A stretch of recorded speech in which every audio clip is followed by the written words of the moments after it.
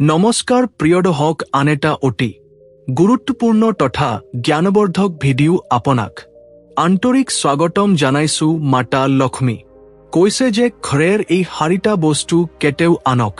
দিব নালাগে, অন্যথা শ্ৰমদ্ৰুদ্ৰতাই গ্ৰাস কৰি পেলাই। প্ৰিয় দৰ্শক, আজি আপোনাৰ ভাৱে আমি মাতা লক্ষ্মীৰ একতা প্ৰাচীন কাহিনী আকবৰ খুজি এই কাহিনীৰ মাধ্যমেৰে আপুনি এই কথা গম পাব যে এগৰাকী স্ত্ৰী নিজৰ ঘৰ কোনো বস্তু আনক দিয়াটো উচিত নয়। যিগৰাকী স্ত্ৰী এই বস্তু বেলেগ দিয়েহে স্ত্ৰীৰ ঘৰ পৰা মা লক্ষ্মী চিৰদিন ভাবে আঁতৰি যায়। সেইভাৱে আপুনিও আজিৰ এই পবিত্ৰ কাহিনীটি সম্পূৰ্ণকৈ শুনিব। জ্ঞান আধা আধা জ্ঞানঘাতকৰ সমান যে মনুষ্য এই মহত্বপূৰ্ণ কাহিনীটি সম্পূৰ্ণকৈ শুনিব। মাতা লক্ষ্মী হে মনুষ্যৰ ধন ঐশ্বৰ্যৰ ভঁৰাল সদায় ভৰাই ৰাখিব। গতিকে আহক কমেণ্ট সম্পূৰ্ণ শ্ৰদ্ধাৰে জয় মা লক্ষ্মী বুলি মা লক্ষ্মীৰ সেই প্ৰাচীন কাহিনীটিৰ মাজল হিমাই যাওঁ। প্ৰিয় দৰ্শক, প্ৰাচীন সময়ত মধ্যহত এখন অতি সুন্দৰ নগৰী আছিল। হে নগৰতে হিকন্যা নামৰ এগৰাকী স্ত্ৰী, স্বামী আৰু শহুৰ সৈতে নিবাস কৰিছিল। হিকন্যা এগৰাকী পতিব্ৰতা নাৰী আছিল। তেওঁ সত্য ধৰ্ম পালন কৰিবৰ তৎপৰ আৰু গৃহকাৰ্যত দক্ষ আছিল। হিকন্যাৰ স্বভাৱ অত্যন্ত দয়ালু আছিল। তেওঁ সদায় আনক সহায় কৰিছিল। হিকন্যাৰ স্বামী সঞ্জয় একজন ব্যৱসায়ী আছিল। সঞ্জয়ৰ ধান চাউলেৰ এখন দোকান আছিল। সঞ্জয় সদায় সেই দোকানতে বহি গ্ৰাহকৰ প্ৰয়োজনীয় সামগ্ৰী বিক্ৰী কৰি ঘৰখন চলাই নিছিল। হিকন্যাই তেওঁৰ স্বামী সঞ্জয়ক বহুত বেছি ভাল পাইছিল। তেওঁ নিজৰ স্বামীকে পৰমেশ্বৰ বুলি মানিল সেৱা কৰি গৈছিল। হিকন্যাই সোধাই স্বামীৰ কৈ পূৰ্বে শৌয়াৰ পৰা উঠিছিল আৰু হীনকালে উঠি ঘৰৰ চৌহদ পৰিষ্কাৰ কৰিছিল। তাৰ পিছত ঘৰৰ প্ৰতিটো কথা আফুকিন কৰিছিল আৰু তাৰ পিছত স্নান আদি কাৰ্য সম্পন্ন কৰি হিকন্যাই তিলকু গোচত জল অৰ্পণ কৰিছিল। লগতে নিজৰ আৰাধ্য দেৱতাক ধূপচাকি জ্বলাই পূজা কৰিছিল। এই ধত হিকন্যাই সদায় নিজৰ নিত্য ক্ৰম কৰি গৈছিল। হিকন্যাই কেতিয়াও কাকী অনাদৰ কৰা আছিল। তেওঁ সকলোৰে সৈতে মিঠা মাতেৰে কথা পাতিছিল। হিকন্যাক দেখি সকল কৈছিল যে এও সাক্ষাৎ দেৱী লক্ষ্মীৰ গুণবান স্ত্ৰী। হিকন্যাই নিজৰ পৰিয়াল প্ৰতিগৰাকী সদস্যৰ খেয়াল ৰাখি ইয়াৰ ওপৰতো দান ধৰ্ম কৰাৰ সময়ত হিকন্যাই কেয়াও কৃপণালী কৰা নাছিল। হিকন্যা সত্ৰ ঘৰ সাহায্য বিচাৰি বা ভিক্ষা বিচাৰি যেই আহিছিল তেওঁকে হিকন্যাই খাইখাৰে হাই কৰিছিল। কাকি কেয়াও বিমুখ কৰা নাছিল। কেৱল হিমানী নৈ হিকন্যাই ওখৰ শিৱৰীয়া সদায় হাই কৰি গৈছিল। হিকন্যা সত্ৰ শিবিৰত যে সকল দুখীয়া নিচলা লোকে বাস কৰিছিল তেওঁলোকো হিকন্যাই সদায় ভোজনৰ ব্যৱস্থা কৰি দিছিল। ওখৰ শিবিৰোদা যেতি বিচাৰিছিল হিকন্যাই অলপ নবাক শিবিৰ দিছিল। সেইভাৱে ওখৰ শিৱৰীয়া সকলেও হিকন্যাক বহুত ভাল পাইছিল আৰু সন্মানো কৰিছিল। হিকন্যাক সকল লোকে দেৱী লক্ষ্মীৰ লগত তুলনা কৰিছিল। এই সকলে প্ৰশংসা কৰিলেও হিকন্যাই কেতিয়াও অহংকাৰক মনত হাই দিয়া আছিল। উৎফ নিজ বিচাৰ নকৰি সকলোকে সমান আইৰ সন্মান কৰিছিল। তেওঁ এদিন হিকন্যাৰ ঘৰৰ কাষৰে এগৰাকী মহিলা সিহঁতৰ ঘৰলৈ আহিল। হিকন্যা আইৰী হাদ্ৰু ঘৰৰ ভিতৰে লৈ প্ৰতিবেশী মহিলাগৰাকীক সুধিলে, বাইদেউ আপুনি আমাৰ ঘৰে লৈ অহাৰ ভাৱে আমি নথ সুখী হৈছো, পিছে আজি হঠাৎ আমাৰ ঘৰে লৈ অহাৰ কাৰণ কি? যদি আপোনাক কিবা হায়া লাগে নিখংকিছে প্ৰকাশ কৰক। মত বয়সে আপোনাক সাধ্যানুসাৰে হায়াই কৰিমতে। প্ৰতিবেশী মহিলাগৰাক কি কলে, হিকন্যা আজি আমাৰ ঘৰলৈয়ে বহুত আলহী আছে, তেনেকৈ ভাৱে মদ ভোজন তৈয়াৰ কৰি ৰাখি, কিন্তু মোৰ ঘৰত ৰুটি বনাবল বেলনা মাৰো আৰু তাৱা নাই। সেইভাৱে মই তোমাৰ ঘৰৰ পৰা বেলনা আৰু তাৱাখন নিব আহিছো। যদি তুমি কিছু সময়ৰ ভাৱে মোক বেলনা আৰু তাৱাখন দিয়া তেনতে মোৰ বহুত হাই হ'ব আলহীক শুশ্ৰূষা কৰাৰ পিছত মই তোমাক হিনকালে বেলনা আৰু টাৱাখন দিতয় জামহিতে হিকন নাই কলে বাইৰেও এটিনি কি দানুংগৰ কথা এতে মুখ টাৱা আৰু বেলনাৰ কোন প্ৰয়ত্ন নাই গতিকে আপুনি মোৰ ঘৰ পৰা টাৱা আৰু বেলনা খননি আলহীক শুশ্ৰূষা ক্ৰগৈ এই বুলি কৈ সুধাই ৰান্ধনু ঘৰ লৈ গৈ হিকনৈ টাওডা বেলনা আৰু বেলনা মাৰু ডাল লৈ আহি প্ৰতিবেশী মহিলাগৰাকীৰ হাতত তুলি দিলেহি তে প্ৰতিবেশী মহিলাগৰাকীয়ে কলে হিকন্যা তোমাক বহুত বহুত ধন্যবাদ আজি তুমি মোক দানুংগ্ৰ উপকাৰ কৰিলা মই শীঘ্ৰই গৈ আলহীৰ ভাৱে ৰুটি বনাই তোমাকে এই টাৱা বেলনা ঘিৰাই দিমহি তে হিকন্যাই কলে বাইৰেও ইমান খৰখেৰা ক্ৰাৰ কোন প্ৰয়ত্ন নাই আপোনাৰ কামহে কৰিলাহে ধীৰে ঘিৰাই দিলেও হ'ব তাৰ পিছত প্ৰতিবেশী মহিলাগিৰাকে হিকন্যাৰ পৰা টাৱা বেলনা আৰু বেলনা মাৰু লৈয়ে নিজৰ ঘৰ লৈয়ে উভতি গল তাৰ কিছু সময়ৰ পিছত একেটা শিবিৰিৰে বিনা নামৰ আন এগৰাকী মহিলা হিকান্যা সত্ৰ ঘৰ লৈয়া আহিল হিকনাই সেই মহিলাগুৰা কুকি আইৰু খাদ্ৰুনি মিঠা মাতেৰে হুদুলে বিনা বাইৰেও কি উদ্দেশ্যে আমাৰ ঘৰ লৈয়া হাহল কিবা সমস্যা হৈছে যদি কওক তেহে মহিলাগুৰা কি কলে হিকন না মোৰ ঘৰখন বহুত লেতেৰা হৈ পৰিছে ঘৰখনত হিমা বনুদাৰা অৱস্থা হৈছে চাৰিফালে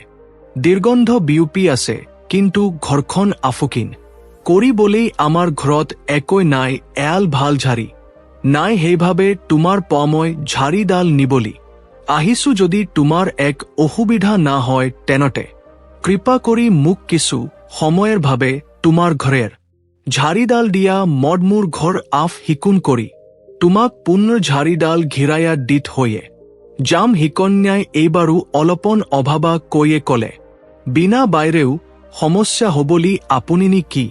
দানুংগ বস্তু বিচাৰিছে ঝাৰিহে ৰুৱব মল এতিয়াই দিয়া আছু মদ ঘৰ হাৰু আজ্ৰু হৈয়া আছু এইদৰে কৈ হিকান্যাই ঘৰেৰ ভিতৰলৈ ঝাৰিয়াল আনিহে মহিলাগুৰা কিক দিলেহি হিকাইনাৰ ঘৰেৰ ঝাৰিয়াল লৈ প্ৰতিবেশী মহিলাগুৰাকে প্ৰস্থান কৰিলে তাৰ পিছত হিকান্যাই ঘৰ ইটি হিটি কামত ব্যস্ত হয় পৰিল কিছু সময়ৰ পিছত ঘৰ বাহুৰত আন এগৰাকী প্ৰতিবেশী মহিলা উপস্থিত হয় হিকন্যাক মাত লগালেহে মহিলাগুৰা কুকি ভিতৰে লৈয়ে মাতি আনি হিকান্যাই হুদুলে ককচিন আমাৰ ঘৰ লৈয়ে কি কামত হা হল তেহে মহিলাগৰাকী কলে হিকান্যা বাইৰেও আপুনি অতি দদা মদ আপোনাৰ কথা বহুত্ৰ মুখত শুনিছো আপুনি সকলোকে সদায় হায়াই ক্ৰে সেইভাৱে আজি ময়ো এটা সৰু হায়া বিচাৰো আপোনাৰ ঘৰ লৈয়া আহিছো তে হিকন্যাই কলে আপুনি অল্প সংকোচ ন ক্ৰাকৈ কি হায়া লাগে কওক মদ অৱশ্যে আপোনাক হাই কৰিম তেহে মহিলাগুৰা কে কলে বাইৰেও আজি মোৰ সুধালিজনীক হাবল লৰাৰ ঘৰেৰ মানুহ আহিব কিন্তু মোৰ সোঁত পিঠিবলে বিধি ভাল গহনা নাই মদ মোৰ সুধালিজনীক কিদ্ৰে খজাও তাই সোঁত পিন্দু বলে এযোৰ ভাল কাপৰ নাই সেইভাৱে আজুম মই বহুত চিন্তাত পই উপায়হীন হয় আপোনাৰ কাহলে আহিছো কৃপা কৰি আপুনি যদি কিছু গহনা আৰু এযোৰ ভাল কাপৰ অলপমেৰ ভাৱে দিয়ে তেনতে আমাৰ বহুত উপকাৰ হব লুৰাৰ ঘৰেৰ মানুহে মোৰ সুধালিজনীক হাই জুদাৰ পিছতেই মদ আপোনাক সকল গহনা আৰু কাপৰ ঘিৰাই দিমহি প্ৰতিবেশী মহিলাগৰাকীৰ দুখ ভৰা কথা হিনি হিকন্যাৰ দয়া উপজিল আৰু হিকান্যাই কলে উ এটি সমস্যা তুমি মিছাতেই চিন্তা কৰিছা তোমাৰ সুধালি মোৰ হ্ৰুভনিৰ দ্ৰে গতিকে তাইক মই এইখানে সফাই কৰিবই একোটি লাগিব তুমি অলপ সময় অপেক্ষা ক্ৰামত ভিতৰেৰ পোৱা গহনা আৰু এযোৰ ভাল কাপৰ লৈয়া আহি গৈড এই দ্ৰে কৈ ভিতৰে লৈক হিকন্যাই গহনা আৰু এযোৰ ভাল কাপৰ লৈয়া আহিহে মহিলাগৰাকীৰ হাতত দুকলে জুদা এই গহনা আৰু কাপৰ জোৰনো তোমাৰ সুধালিজনীক ধুনীয়াকৈ সজাত পৰাই হাজি ক্ৰাগত তাইক আজি ৰাজকুমাৰীৰ দ্ৰে লাগিব মহিলাগৰাকে হিকান্যাক ধন্যবাদ জানাই হিকাইনাৰ গহনা আৰু কাপৰ লৈ নিজৰ ঘৰ লৈড উভতি গুল এইড্ৰেই সন্ধিয়া হল সন্ধিয়াৰ সময়ত আন এগৰাকী মহিলা হিকান্যা সত্ৰক ঘৰে লৈয়া আহিল হিকন্যাই আনসকলৰ দ্ৰে হেই মহিলাগুৰা কুকি আইৰ শ্ৰদ্ধা কৰি কলে বাইৰেও আজি কি উদ্দেশ্যৰে আমাৰ ঘৰে লৈয়া আহিব বলে গিয়া হলকক আপোনাক মন কি দ্ৰে হায়াই কৰিব পাৰি আপুনি যে উদ্দেশ্য লৈয়া আহিছে নিখংকিছ হয় প্ৰকাশ ক্ৰক মদ অৱশ্যই আপোনাক হাই কৰিমতে হে মহিলাগুৰা কে কলে হিকন্যাভনী তুমি খুবই দদালি বলি মই জানো আমাৰ দ্ৰে ঢুকিয়া দ্ৰুদ্ৰ তুমি হাই কৰি ভাল পুয়া সেইভাৱে আজি হাই বিচাৰো মই তোমাৰ কাকলি আহিছো মোৰ লৰা ছোৱালী দুটা ভিকত ব্যাকুল হৈয়া আছে হিতক খাবলি দিবলি মোৰ ঘৰত এতে একৈ নাই তুমি যদি অলপমান গাখীৰ দিয়া তেনতে হিতক মল শান্ত কৰিব পাৰিম তে হিকন নাই কলে বাইৰেও এইটিনি কি ডানুংগ কথা চিন্তা ন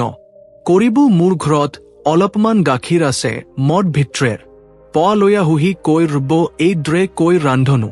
ঘৰে লৈ গৈ হিকন্যাই এটা পাত্ৰত গাখীৰ লৈয়া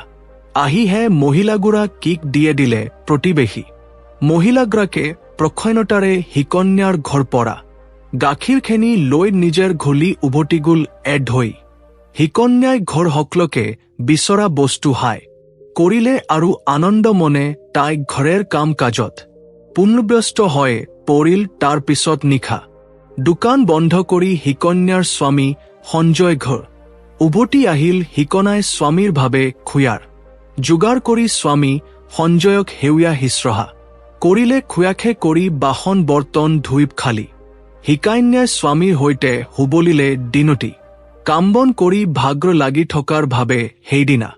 হিকন্যাৰ হীনকালে টপনি গল তীখদিনা হৈঠে হিকন্যাই এটা অতি বৰ বেয়া খবৰ লাভ কৰিলে এজন ব্যক্তি দৌৰি দৌৰি হিকন্যা সত্ৰ ঘৰে লৈয়া আহিল আৰু সেই ব্যক্তিজনে আহি হিকন্যাৰ স্বামী সঞ্জয়ক কলে দাদা কালি ৰাতি আপুনি দোকান পৰা অহাৰ পিছত আপোনাৰ দোকানত চুৰ হিমাল আপোনাৰ দোকানেৰ সকল সামগ্ৰী চিৰে লৈ গুল এই খবৰহিনী হিকন্যাৰ স্বামী সঞ্জয় একেবাৰে আচৰিতহে পৰিল আৰু তেওঁৰ দোকানৰ ফালে দৌৰিবলৈ ধৰিলে দোকানত গৈ সঞ্জয় দেখিলে যে দোকানখনে একেবাৰে লণ্ডভণ্ড হৈছে দোকানৰ সকল সামগ্ৰী চুৰে লৈ উধাও হল এপদি সামগ্ৰী দোকানত নাহুল দোকানখনৰ বাক্স সকলি ধনু চুৰে লুটি লৈ গল দুখী আৰু নিৰাশ মনে সঞ্জয় ঘোল উভতি আহিল আৰু পত্নী হিকন্যাক সঞ্জয় সকলি কথা বিবৰিলে এই কথাহিনী হিকন্যায়ো মনত বহুত আঘাত পালে দুখ ভাগি পৰা স্বামী সঞ্জয়ক উদ্দেশ্যে হিকন্যাই বলে স্বামী আপুনি ইমান ভাগিন কৰিব আমাৰ ঘৰত এতেও বহুত ধন সম্পত্তি আছে সেইখিনিৰে আপুনি পুনৰ্ব্যৱহাৰ আৰম্ভ কৰিব পাৰিব গতিকে আপুনি ইমান চিন্তা নকৰিব এই ধতকৈ হিকন্যাই ঘৰেৰ ধন থিয়াবা কষ্টিৰ উচ্চলৈড গুডে হতবাক হৈ পৰিল ঘৰেৰ সকল ধনু চুৰে কেতিয়াবা লুটি লৈ গুলহে হিকন্যাই গমে পুয়া আছিল ইয়া দেখি হিকন্যাও বহুত বেহু দুখী হৈয়ে পৰিল কিদ্ৰে ঘৰেৰ পোৱা ধন নাই কি হল তাই একো ভাবি পুয়া আছিল হিকাইন স্বামী সঞ্জয়ৰ বহুত খং উঠিল খং কৰি সঞ্জয় পত্নী হিকাইন্না খুদিলে হিকাইন্না সঁচা কথা কয় আমাৰ ঘৰেৰ ভিতৰত থকা সকলি ধন কলিগুলতে হিকাইন কলে হে স্বামী মইতো ঘৰতেই আছিল আৰু সকলি ধন হেই বাকচটোতেই আছিল কোনে কেয়া হে ধন চিৰু কৰি লৈ গুল মদ একি গমেই না পালি কৃপা কৰি আপুনি শান্ত হোক আমি কিবা না হয় কিবা টাটা উপায় অৱশ্যে বিচাৰো পাম সঞ্জয় কলে হিকন্যা সকল তোমাৰ কাৰণেই হৈছে তুমি যে খুধাই বেলেগ ঘৰেৰ ভিতৰে আনি খুয়াই বিয়া হিশ্ৰা কৰা অহৌনা কি মানহি হক ঘৰেৰ ভিতৰত হিমা দিয়া ইয়া তাৰি পৰনাম হে মানুহিব বৰ মাজৰে কোনবা আমাৰ ঘৰেৰ পোৱা সকল ধন চিৰু কৰি লৈ গুল এই দ্ৰে খংগৰ ভংকত হিকাইন নাক স্বামী সঞ্জয় নানা ধনেৰ গালুগালাজ কৰিবলৈ ধৰিলে হিকন্যাক তাই খাহিয়ে কেও বহুত কথা হিনালে আৰু কলে তুমি হে অফৰ শিবিৰুদা যি বিচাৰে তাকেই দি থাকা অলপন অভানে চিন্তা কৈ যেই যিহকে বিচাৰে তাকেই দিয়া চিনাকি অচিনাকি বলি কথা নাই যেই হয় বিচাৰে কেউকেই সফাই ক্ৰাহে মানুহ বিৰুৰ মাজৰে কোন ভায়া হয়তো বহুদিনেৰ পোৱা ঘৰখন কুত কি আছে লক্ষ্য কৰি আছিল আৰু হুজিক বিছি সমস্ত ধন লিটি লৈ গুচিগুল এই দ্ৰে ঘৰেৰ প্ৰতিজন হয় হিকন্যাক নানা গালি খুপনি পাৰিবই ধৰিলে ঘৰখন ধুয়া এনে অথন্তৰভাৱে স্বামী হাঁহি হুহি সকল হিকন্যাকে জগৰীয়া কৰিলে তাৰ পিছত হিকন্যাই নিজৰ স্বামী সঞ্জয়ক আশ্বাদি কলে স্বামী মই মোৰ অলপ গহনা প্ৰতিবেশী এগৰাকী ধাৰ লৈ দিছিল মতে ঘৰ লৈয়া গৈ এতিয়া মোৰ সেই গহনা লৈয়া আহিংগৈ এইদৰে কৈ হিকন্যাই গহনা আৰু কাপৰ দিয়া সেই মহিলাগৰাকীৰ ঘৰ লৈ ঢাপলি মেলিলে কিন্তু সেই মহিলাগৰাকীৰ ঘৰত কোন আছিল দিয়াৰত এটা তলা ওলমি আছিল আফলতে সেই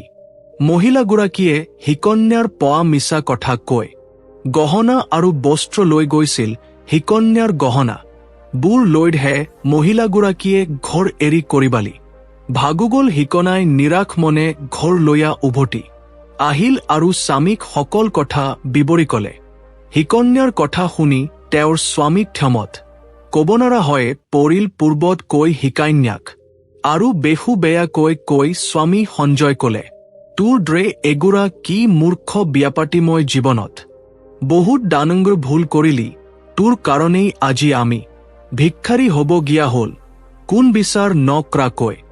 দান দিয়া আনে বিচাৰিলেই সকল দিয়া এই স্বভাৱৰ ভাৱে আজি আমাৰ অৱস্থা হৈছে তোৰ লগত আজিৰ পৰা মোৰ কোন সম্পৰ্ক নাই তদ এই মুহূৰ্ততে মোৰ ঘৰ পৰা বাহুৰ হৈ যা স্বামীৰ ক্ৰোধ ভৰা কথাখিনি খুব হিকান্যাই কান্দি কান্দি কলে হে স্বামী আপোনাৰ বাহুৰে এই পৃথিৱীত মোৰ আৰু কোনো নাই মই আপোনাক কুলে যাওঁ তে হিকন্যাক স্বামী কলে তদ কুত মোৰ মগৈ কিন্তু আজিৰ পৰা তদ এইখন ঘৰত ভুলত ভ্ৰু নথবি তোৰ কাৰণে মোৰ সকল হে হৈ গল তদ এইখন ঘৰত আৰু থাকিলে আমাৰ জীৱনো হে হৈ যাব হিকনাই স্বামী সঞ্জয়ক হাতজোৰ কৰি বিনতি কৰিবলেই ধৰিলে হে স্বামী এনে কথা নকবো মই কোন অপাৰ্থ ক্ৰাণ আছিল আপোনাৰ অবিহনে জীয়া থাকি নুধাৰ্মীৰ মুখ আপুনি আপোনাৰ পোৱা দূৰ নকৰিব কিন্তু খংগত চলি থকা সঞ্জয় পত্নীৰ কোন কথাই নুহিনিলে হিকন্যাক সঞ্জয় গটিয়াই ঘৰ পৰা বাহুৰ কৰি দিলে আৰু কলে তদক কোলেই যাওদা যা পুণ্য এইখন ঘৰ লৈ উভতো নাহিবি লাগিলে নদীত জপিয়াই মৃ হাবি কিন্তু ভুলতি এইখন ঘৰ লৈ ঘৰু হওদাৰ কথা না ভাবি উপায়হীন হয় হিকন্যাই কান্দি কান্দি স্বামীৰ ঘৰখন এৰি পলাই যাবই বাধ্য হল কান্দি কান্দি গৈ গৈ হিকন্যাই এটা সময়ত মাতা লক্ষ্মীৰ এটা মন্দিৰ উপস্থিত হল আৰু মা লক্ষ্মীক প্ৰাৰ্থনা জানাই হিকন্যাই কবল ধৰিলে হে মা মদ এনে কি পাপ কৰিলি যাৰ ভাবে আজো মই এনে শাস্তি ভুগিবল গিয়া হৈছে মা মত একতি সদায় আপোনাৰ পূজা কৰি তথাপিও আপুনি মোৰ ঘৰখন কি ত্যাগ কৰিলে হে মা লক্ষ্মী কৃপা কৰি মুখ আজি দ্ৰখন দিউক আৰু মদ কি ভুল কৰিলি হে কথা মুখ ভালদৰে বিঝাই দিউক এইদৰে কান্দি কান্দি মা লক্ষ্মীক প্ৰাৰ্থনা জন্দাৰ পিছত হিকন্যাই মনতে ভাবিলে মুখ যদি সঁচাই মোৰ স্বামী স্বীকাৰ নকৰে তেনতে মই জিয়া থাকি কি কৰিম যদি সঁচাই মোৰ কাৰণে মোৰ স্বামীৰ এই দীৰ্দশা হৈছে তেনতে মোৰ জিয়া থকাৰ কোন অধিকাৰ নাই এই দ্ৰে ভাবি হিকন্যাই প্ৰাণ বিসৰ্জন দিব এখন নদী অভিমুখে আকবাৰ হিগল নদীখনৰ কাহল গৈ হিকন্যাই পুণ্য মা লক্ষ্মীক প্ৰাৰ্থনা জানালে যে হে মা লক্ষ্মী মই মোৰ প্ৰাণ ত্যাগ কৰিব বলে লাইছ যদি মোৰ দ্বাৰা আপোনাৰ পূজাত কিবা খিতৰি গৈছিল তেনতে মুখ ক্ষমা কৰি দিব মই স্বামী অবিহনে জিয়া থাকি জীৱনী সেইভাৱে মদ এই নদীখনতে জপিয়া প্ৰাণ ত্যাগ কৰিম দ্ৰে কৈ হিকন্যাই চকুমুদি নদীত জাপ দিব বলেই লৈছিল হে মাত্ৰ ঠিক সেই সময়তে হাইখাত মা লক্ষ্মীয় সেই স্থানত প্ৰকট হৈ হিকন্যাক দৰ্শন দিলে মা লক্ষ্মী হিকান্যাক কলে ৰুবা হিকন্যা ইয়া তুমি কি কৰিবলে ওলাইফ হিকন্যাই সুখিতাটা মেলি চাই দেখিলে যে স্বয়ং মা লক্ষ্মী তাইডেৰ সন্মুখত থিউদা হৈ আছে মা লক্ষ্মীৰ দ্ৰোহণ পাই হিকন্যা বহুত আবেগিক হয়ে পৰিল মাৰ স্মৰণত প্ৰাম জানায় হিকন্যাই কলে হে মাতৃ মোক ক্ষমা কৰি দিওক মই বহুত ডাঙৰ পাপ কৰি বলে লাইছিল দেৱী লক্ষ্মী কলে হে পুত্ৰী মনুষ্য ইচ্ছাকৃতভাৱে কেতেও নিজৰ প্ৰাণ ত্যাগ কৰিব নালাগে অৰ্থাৎ আত্মহত্যাৰ চিন্তা মনলৈ কেতেও আনিবই নালাগে ইয়া মহাপাপ ঈশ্বৰে মনুষ্যক যে ফ্ৰীৰ প্ৰদান কৰিছে সেই ফ্ৰীৰ এই দ্ৰে নষ্ট ক্ৰাতি উচিত নয় তে হিকন্যাই কলে হে মা মদ উপায়হীন হয়ে পৰিছিল মুখ মোৰ স্বামী ত্যাগ কৰিলে আৰু কোন স্ত্ৰী স্বামীক এৰি অকলে থকাটো উচিত নয় মই মোৰ স্বামী অবিহনে জীয়া থাকিব নোধাৰো কাৰণ মোৰ ভাবে স্বামী ভগৱান তেই মোৰ ভাবে হকলিও সেইভাবে মদ প্ৰাণ বিসৰ্জন দিব বলে লাইছিল তে মা লক্ষ্মী কলে হে পুত্ৰী মদ সকল জানি তোমাক তোমাৰ স্বামীয়ে কেও ত্যাগ কৰিলে সেই কথাও মদ ভাল ধৰি জানিহো ককন্যা হফাই তোমাৰ ভিলেৰ ভাবেই হৈছে তুমি অসহায় মানুহ হুক হাই কৰি ভাল পুয়াই সঁচাই পুণ্যক্ৰম কিন্তু অজানিতে তুমি ঘৰেৰ এনে কিছুমান বস্তু দান ক্ৰেছিলা যাৰ ভাবে মই তোমাৰ ঘৰখন এৰিব বলে বাধ্য হলো যে স্ত্ৰী ঘৰেৰ বিশেষে বিধিমান সামগ্ৰী আনক দিয়েহে স্ত্ৰীৰ ঘৰত মদ কেতেও বাহ নন কৰিক মন সেই বস্তু বীৰ হৈতে ঘৰ এৰি গুচি যাও তে হিকনাই আশ্ৰী হৈ হুদুলে হে মা এনে কি বস্তু বেলেগুক দিব নালাগে কৃপা কৰি মুখ আপুনি প্ৰকাশ ক্ৰক আখলতে কি বস্তু দান ক্ৰাৰ ভাবে আজি মোৰ আৰু আমাৰ ঘৰখন এনে ঢকা হৈছে সেই কথা মুখ ভালি বিঝাই দিওক তে দেৱী লক্ষ্মী কলে হে পুত্ৰী মোৰ কথা তুমি ধ্যান দিয়ে শুনিবা মই তোমাক সেই বস্তুৰ কথা কবি খুজি জীৱীৰ বস্তু কোন স্ত্ৰী আনক দিয়া উচিত নৈহে বস্তুবিৰ দান কৰিলে মই সেইখন ঘৰ অৱশ্যই ত্যাগ কৰি হিকনা প্ৰথম বস্তুটি হৈছে টাউয়া বেলনা আৰু বেলনা মাৰু কোন স্ত্ৰীয়ে ৰান্ধনু ঘৰেৰ টাউয়া বেলনা আৰু বেলনা মাৰু কেয়াও আনক দিব নালাগে ৰান্ধনি ঘৰত এই বস্তিকে এই পদ্ৰ সকলকৈ অধিক মহত্ব আছে বস্তিকে এই পদ্ৰ পবিত্ৰতা সদায় বৰ্তি থাকিব লাগে এই ভগৱান বিষ্ণুৰ ভাবে প্ৰসাদ তৈয়াৰ কৰা হয় আৰু টাউয়াত বনিয়া প্ৰথমখন ৰুটিও গৌমাতাক আগবৰ হওয়া হয় হে সেইভাবে এই সমূহ বস্তু সদায় পৰিষ্কাৰ আৰু শুদ্ধ ৰাখাটো উচিত বেলেগ দিলে বস্তুৰ পবিত্ৰতা ভংগ হ'ব পাৰে আৰু বেলেগ দিয়াৰ পিছত ইয়াৰ ব্যৱহাৰ কৰিলে অহিব ফলৰ প্ৰাপ্তি হয় তুমি তোমাৰ ঘৰ টাউয়া বেলনা আৰু বেলনাম মাৰু আনকদি প্ৰথমটো ভুল কৰিছিলা তাৰ পিছত মা লক্ষ্মী পুণ্যকলে হে পুত্ৰী দ্বিতীয়তে তুমি ক্ৰা মাৰা ভুলটি হৈছে তুমি তোমাৰ ঘৰেৰ ঝাৰিত আলোকে প্ৰতিবেশীক কটাই দিছিলা ঝাৰিত যে মই বাস ক্ৰু সেই কথা তুমি না জানা নাকি ঝাৰি মোৰ আটাইত প্ৰিয় বস্তু কিন্তু মই যত বাস ক্ৰু যেতি মোৰ প্ৰিয় তুমি হেতিকে বেলেগ দিয়ে দিলা গতিকে তোমাৰ ঘৰত মই কেনেকৈ থাকিহে পুত্ৰী যে স্ত্ৰী নিজৰ ঘৰ ঝাৰিডাল বেলেগ দিয়ে মই সেই স্ত্ৰীৰ ঘৰ ত্যাগ ক্ৰু ঝাৰুৰা এখন ঘৰেৰ পবিত্ৰতা আৰু পৰিষ্কাৰ পৈফৈনতা দৃঢ় হৈছে আৰু যে স্থানত স্বচ্ছতা থাকে মদ সেই স্থানত বাস কৰি প্ৰতিক্ৰিয়া কি স্ত্ৰী ঘৰেৰ ঝাৰিয়াল সদায় লুকায়া ৰাখিব লাগে ঘৰেৰ ঝাৰিডালেৰ ওপৰত বেলেগৰ সুখী পইবলি দিব নালাগে ঝাৰি হৈছে এবিধ অত্যন্ত পবিত্ৰ বস্তু এই ঝাৰিত কেতু ভৰু লগাব নালাগে আৰু এই ঝাৰিৰে কেতু বৃষ্ঠা আদি ধনেৰ লেতেৰা পৰিষ্কাৰ কৰিব নালাগে তাৰ পিছত মা লক্ষ্মী আৰু কলে পুত্ৰীহু ককন্যা এবাৰ তুমি তৃতীয় বস্তুবিধ কথা হিনা এবি বস্তু কেতেও বেলেগুক দিব নালাগে হেয়া হৈছে আবিখন এগৰাকী স্ত্ৰী নিজৰ আবিখন কেয়াও অন্য মহিলা দিব নালাগে মদ খুধাই আবিখত বাস কৰিক স্ত্ৰীৰ খিল শৃংগাৰৰ ভিতৰত গহনাৰ অধিক মহত্ব আছে এগৰাকী বিবাহিতা স্ত্ৰী কেউ নিজেৰ আবিখন অন্য স্ত্ৰী দিয়া উচিত নয় যে স্ত্ৰী নিজেৰ আভূষণ বা গহনা নাই বা বস্ত্ৰ আদি আনক পৰিধান কৰিবলৈ দিয়ে হে স্ত্ৰীৰ জীৱন দুৰ্ভাগ্য নামোদা আহে হে পুত্ৰী বেলেগ নিডুবল গিয়া চতুৰ্থ বস্তুবিধ কথা মন কৰিবা সন্ধ্যা হোৱাৰ পিছত কোন মনুষ্যাই বগা বস্তু দান কৰিব নালাগে কিন্তু তুমি সন্ধ্যাৰ সময়ত প্ৰতিবেশী সেই মহিলাগ্ৰা কি গাখীৰ দান কৰিছিলা সন্ধিয়া অৰ্থাৎ সূৰ্যাস্তৰ পিছত গাখীৰ দান কৰিলে দুৰ্ভাগ্য লগ্নত্ৰা হয় কেৱল গাখীৰেই নয় বগা ৰুমেৰ যিকোনো বস্তু সন্ধ্যাৰ সময়ত দান কৰিলে মনুষ্যৰ জীৱন অহিব দিনৰ আগমন ঘটে হিকন্যা মই তোমাক সেই সকল বস্তুৰ কথা কলি জীৱীৰ বস্তু কোন কাৰণতে আনক দান কৰিব না লাগে বস্তু কেয়াও বেলেগক দান হিচাপে বা ধাৰলৈ দিয়াটো উচিত নয় তাৰ পিছত হিকন্যাই কলে হে মা লক্ষ্মী মই সঁচাই বহুত দানঙ্গ অপৰাধ কৰিছিল মদ এই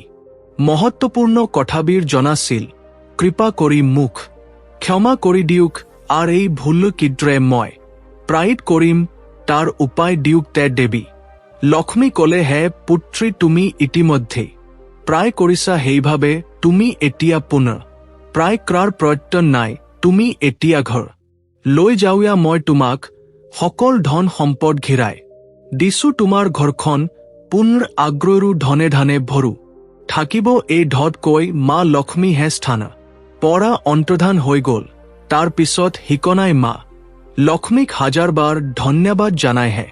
স্থান পৰা পুনৰ ঘৰেৰ অভিমুখে দৌৰিবলে ধৈলে হিকান্যাক বিচাৰি তে স্বামী সঞ্জয়ো সেই দুই আহুৱা আছিল মাছপথতে হিকন্য লোক পাই সঞ্জয় পত্নী হিকন্যাৰ পথ ক্ষমা ভিক্ষা কলে হিকান্যা মুখ ক্ষমা কৰি দিয়া মই তোমাক বহুত তিৰস্কাৰ কৰিল তোমাক নকব বলে গুৱা কথা কলি তুমিতো সাক্ষাৎ দেৱী লক্ষ্মীৰ সমমান মা লক্ষ্মীৰ কৃপাত আমাৰ সকল ধন সম্পত্তি আমি ঘিৰাই পালি যে সকলে আমাৰ দোকানত চিৰু কৰিছিল যে আমাৰ ঘৰেৰ ধন চিৰু কৰি নিছিল হে সকল লোকে হঠাৎ আহি সকল ধন সম্পত্তি ঘিৰাই দিত হৈ গলহি আৰু তোমাৰ নাম লৈয়ে তুমি ক্ৰা পুণ্যক ক্ৰম কথা কৈ সকলে মোক ক্ষমা ভিক্ষা মাগিলে এই কথা শুনি হিকন্যা বহুত আনন্দিত হল আৰু তাই পুণ্যমা লক্ষ্মীক স্মৰণ কৰি স্বামীৰ হৈতে ঘৰ উভমা লক্ষ্মীৰ কৃপাত হিকন্যাৰ ঘৰখন পুনৰ্হিক সমৃদ্ধিৰে ভৰু পৰিল আৰু তাৰ পিছনে পৰা হিকন্যাই কোন কাৰণতে ঘৰেৰ সেই বস্তিকে পদ আনক দিয়া বাদ দিলে প্ৰিয় দৰ্শক আহাগ্ৰু কাহিনীৰ মাধ্যমে আপোনাক আজি যেখিনি কথা আমি আগবঢ়ালি এই কথাই অনাগত সময়ত নিশ্চয় আপোনাক উপকৃত কৰিব যদি ভিডিঅ চাই আপোনাৰ ভাল লাগিল তেনতে কমেন্ট জয় মা লক্ষ্মী বুলি লিখিয়াৰ 10 জনেৰ উপকাৰ হইয়া কৈ এটি ভিডিঅ হেয়াৰ কৰি দুখ